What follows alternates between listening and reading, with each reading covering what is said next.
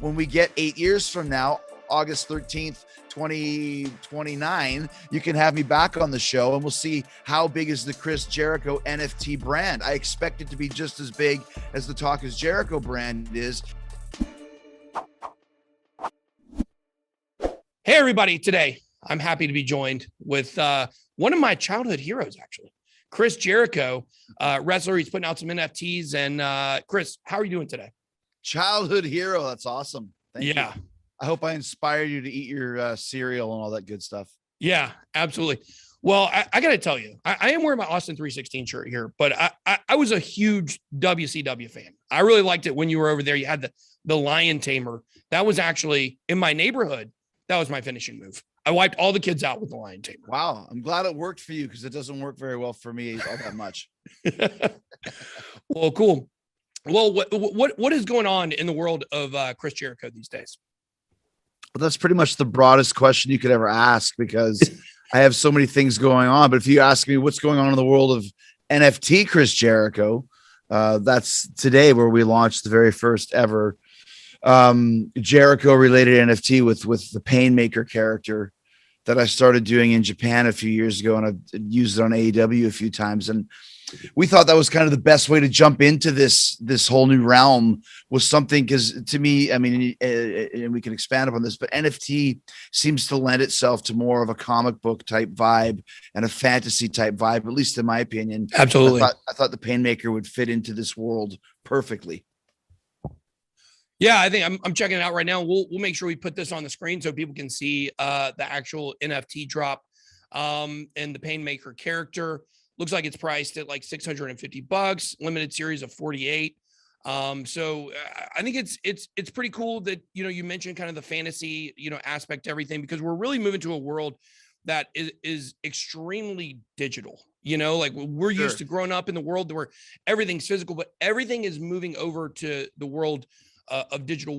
What kind of sparked your interest to kind of understand the way that things are going right now in that regard? I think in your question lies the answer. I wanted to learn about what NFTs are because there's still so many people that have no idea what it is and what the concept of an NFT is. And obviously here on your channel, there's a million people that understand it, but the majority of the laymen don't. And I was one of those people where what exactly is an NFT? When you first hear it, like a non-fungible token, sounds like some sort of like fungus that grows on cheese. It does. Or something. You know what I mean? Like if someone mentioned it to me, like, oh, NFT, non-fungible token, I'm like, what is that? Is that something organic? Is it food? And then you realize it's got this whole universe behind it, but it's very much ahead of the curve. It's ahead of the wave of what's going on. And when you delve into it, now obviously you know all this stuff, but I'm talking from a guy who's just learning, and you can probably help me with some of this, is that when you're talking about moving things to digital platforms, it really is, the quote unquote wave of the future, but it's the wave of now.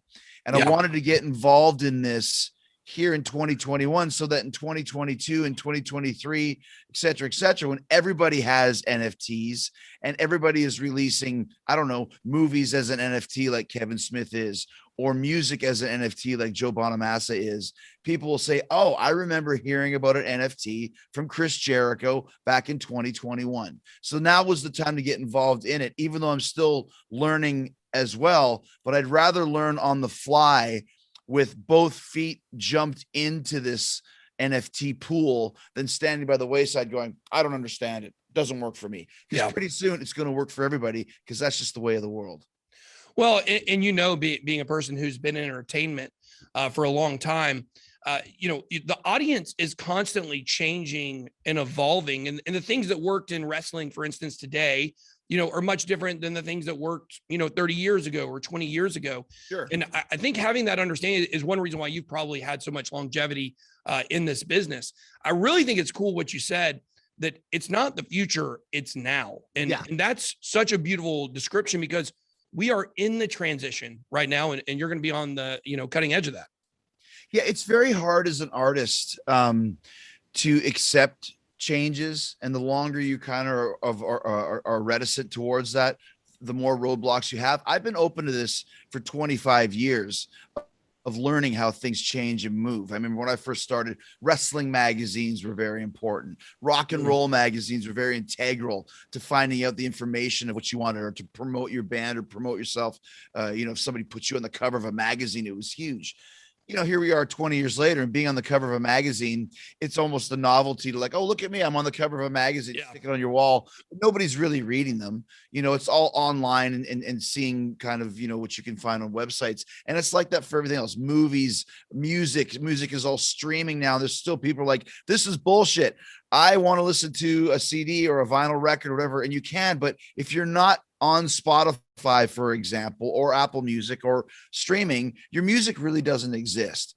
And like I said, you have to stay ahead of this curve. So when NFTs started becoming a thing, like you just mentioned, I have to get involved with this, because sooner or later things will transfer over to this. And I know there's already talk of entire catalogs of music going into the NFT world, and so let's get involved with it now. And once again, Bit Boy, if I can call you Bit Boy or Mr. Boy, it's something that I can explain to people. I get it when I'm advertising and promoting, the Painmaker NFT. Well, why should I even bother with this? I can just, record this screenshot and I'll have it. And I can just look at it. And I'm trying to explain to people, you can look at the Mona Lisa as well and take a picture of it. But there's only one that you can buy and own, and that's the one that's worth millions. And that's probably the best way to try and explain NFTs to the uninitiated. Think of it as a piece of art. Now, the old school piece of art is something you can hold in your hand. Here's my art. I can hold it. I can see it. I can feel it. The new way of art is looking at it on the digital screen, and I think that is the way that things are going to progress. And you'll still have guys painting and creating all that sort of stuff. But I think kind of the digital NFT is something that will be very much the norm in 3 to 5 years. But here we are now, still kind of explaining it to the world. And like I said, I'll always remember this interview with you, my first NFT, involved interview, where I'm sure I'll be doing many, many more over the years to come. Yeah. Well, it's cool for me too, because I always love people that I know and people that I followed growing up. And I say that like I'm 78 years old. I mean, I was watching wrestling, maybe 15, 20 years ago, pretty well, but definitely, been a highlight to have you on. I was very excited when I found out about this, because like I said, I went to WCW and NWO Nitro, back in the day, like several times. And, I was a little sad the way things happened with WCW, because I'm an Atlanta guy. I'm from Atlanta. So obviously this was the home of WCW, but I want to get to something else that you said that I thought was very insightful. And it's something I'm actually want to maybe start a movement to kind of come up with a new name for NFTs, because NFT, non-fungible token, it just sounds way too technical for the average person. It's scary to understand. Right. Yeah, it's intimidating. And I think, like I said, the word fungible, it's not an everyday word. It's just like, cryptocurrency. The word crypto makes it sound mysterious, because I'm into cryptozoology, which is the study of creatures that don't really exist, or do they exist, and Sasquatches and lake monsters and that sort of thing. So when I hear crypto, I'm automatically thinking, well, is this real? Is it a myth? So sometimes the monikers that are placed on it, and like I said, non-fungible, I wasn't trying to be funny. It really did sound like some sort of plant or mold or I agree. Fungus. Right. So I think that's something that right out of the gate, they might be thinking, maybe we should try and change this, or just use NFT and ditch the rest of it. But point being, this is a very educational time. It's a learning curve over the next 3 years, once again, to explain to people what it is, but also to learn myself. I'm involved in it, but I'm still very, very, a rookie when it comes to all the terms and all the way that it works and that sort of thing. So it's very important for me. And I said this earlier, but it's important for me to start understanding, because I want to know now what everyone will know a year from now or 2 years from now, because like you said, you can't stop it. It's the wave of what's going on with entertainment, with art, music, movies, all these sort of things. And if you don't jump aboard now, you'll kind of be behind. And I've never been behind. I've always been a step ahead, some of it by design and some of it by luck. But this is one of those things that happened very organically due to my connection with Kevin Smith, who said the greatest quote ever to me. I always want to stay ahead of the puck rather than behind it, because when you're behind the puck, you can't score a goal. You got to be ahead of it to get the pass and shoot it in the net. And that's kind of where I'm at with my NFT knowledge and experience starting today. Yeah, always trying to stay a step ahead, and sometimes you had to step on some heads. I'm sure you had to do that too throughout your career. Yeah, I think that you hit the nail on the head there, because one thing we really try to do here at BitBoy Crypto is make sure we're not talking over people's heads, right? And explain stuff to people in an everyday way that they can actually grasp and they can actually understand. We're the mainstream channel, we know that, and we want more people to come in and understand. And when you're intimidated by the names of some of these things, it definitely is a detractor that makes people a little hesitant to get in. So I think that's something that really is kind of an industry we need to look at with the word non-fungible token, because your grandma is never going to know what a non-fungible token is. It's just a little too, too technical, too above her head. Maybe my grandma knows because I told her about it. So let's get into what about other crypto? Do you know anything about, do you own any crypto in a portfolio? Are you interested in Bitcoin, Ethereum, things like that?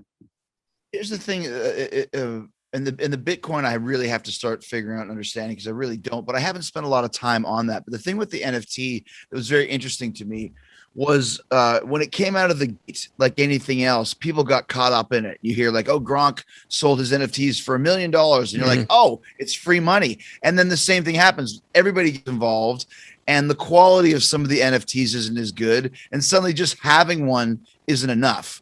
When I was been promoting this over the last few months, people were like, oh, this is the 2021 version of a laser disc NFTs. They're just going to come and go, and it's a fad. And I really, obviously we know that that's not the case. Right. And I think too, when it came out of the gate, once again, guys got lazy. So when you're talking about the Jericho NFT, and that's why I wanted to focus on Painmaker, because it is something a little bit different, a little bit more exciting, more comic book, but it had to be great. I didn't want to just be a picture of Chris Jericho with some lines and smoke moving, because that to me is just kind of, it's a little bit kind of lazy. And I wanted it to be something that when like that I would buy as an NFT.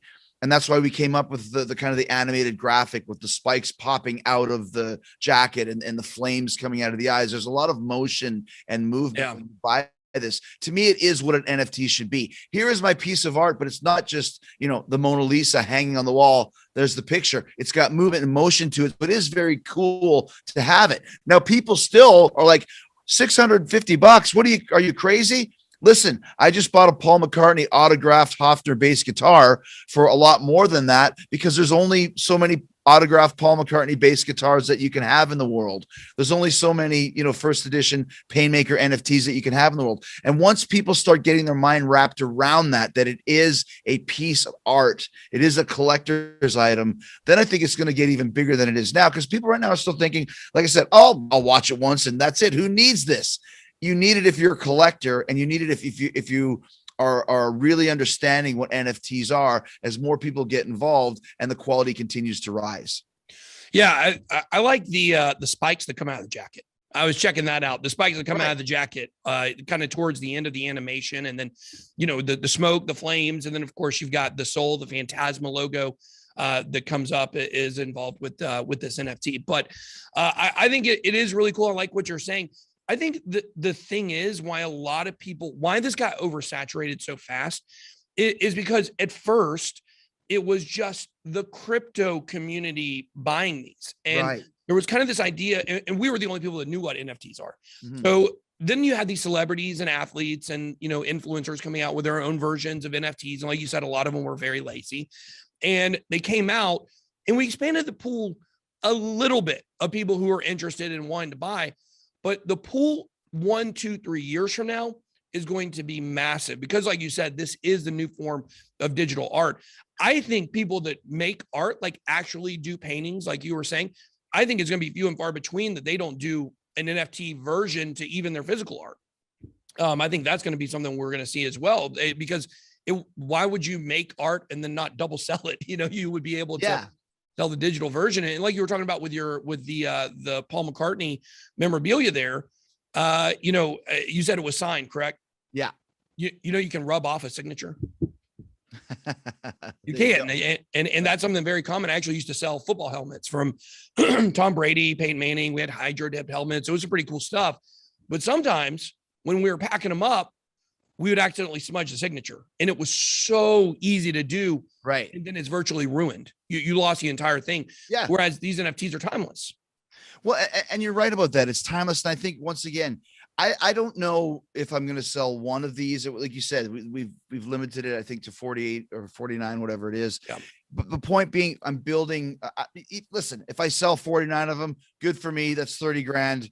Pat myself on the back and go on my way. That's not what we're thinking about here. It's creating the brand of the Chris Jericho NFT that I want to build over the next 2, 3, 5, 10 years. There you go. Once again, the perfect example of this bit is my podcast, Talk is Jericho. We're just coming up on my 800th episode. Okay. Wow. When I started in December of 2013, a podcast was a fairly new medium. Mm-hmm. And people were saying, why would you listen to a podcast? Just listen to the radio. Why would you want to listen to this? Now here we are, and there's literally a million, and I'm not exaggerating, a million podcasts in the world, probably more at this point.